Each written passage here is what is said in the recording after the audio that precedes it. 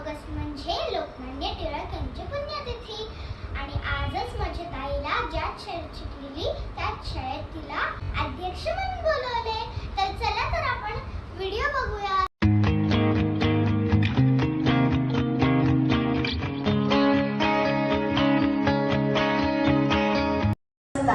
ओळखलं का मला? मी केशव गंगाधर टिळक. माझा जन्म 23 जुलै 1856 साली रत्नागिरी जिल्ह्यातील चिखली या गावी झाला. माझ्या वडिलांचे नाव गंगाधर पंत व माझ्या आईचे नाव पार्वतीबाई. मला लहानपणी सर्व बाळ असे म्हणत. माझे खरे नाव केशव असले तरी मी बाळ या नावानेच प्रसिद्ध झालो. मला लहानपणापासून व्यायामाची प्रचंड आवड होती. शाळेत असताना गणित व संस्कृत माझे आवडते विषय होते. शालेय शिक्षण झाल्यावर पुढील शिक्षणाकरता मी पुण्याला आलो. इथे डेक्कन कॉलेजमध्ये मी शिकलो. त्या काळी आपल्या देशावर इंग्रजांचे राज्य होते. ते परकीय लोक आपल्या देशातील जनतेवर अत्याचार करीत, जुलूम जबरदस्ती करीत. हे सर्व मला पाहवले नाही. आपला देश हा स्वतंत्र झालाच पाहिजे असे विचार सतत माझ्या मनात येत.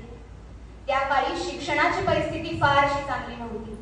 त्याकरिता मी न्यू इंग्लिश स्कूलची स्थापना केली.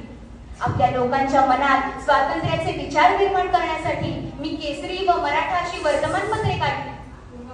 इंग्रजांविरुद्ध चले जाव ही चळवळ देशभर चालू केल्यामुळे मला मंडाला येथे तुरुंगवास भोगावा लागला.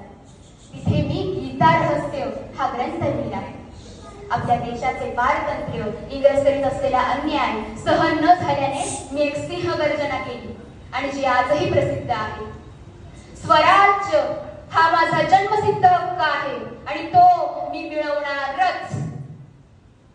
आपल्या लोकांनी एकत्र यावं म्हणून मी गणेशोत्सव, शिवजयंती उत्सव सुरू केले. पण आता त्याचे स्वरूप अगदीच बदलून गेले आहे. मोठे मोठे मांडव उभे करण्यासाठी लोक रस्त्यावर खड्डे खणतात. रस्त्यावरील गर्दी, मोठ्या आवाजातील स्पीकर्स याचा लोकांना त्रास होतो. त्यापेक्षा एक गाव एक गणपती असे केले तर जास्त चांगले होईल ना. लहानपणी व्यायामाची आवड असल्याने मी टेकडी चढायला जायचो. भरपूर मैदानी खेळ खेळायचो. पण तुम्ही सतत मोबाईल बघत असता. पिझ्झा, बर्गर असे जंक फूड खायला आवडतात म्हणून तुम्ही आजारी पडता. तुमच्यात शक्ती राहत नाही.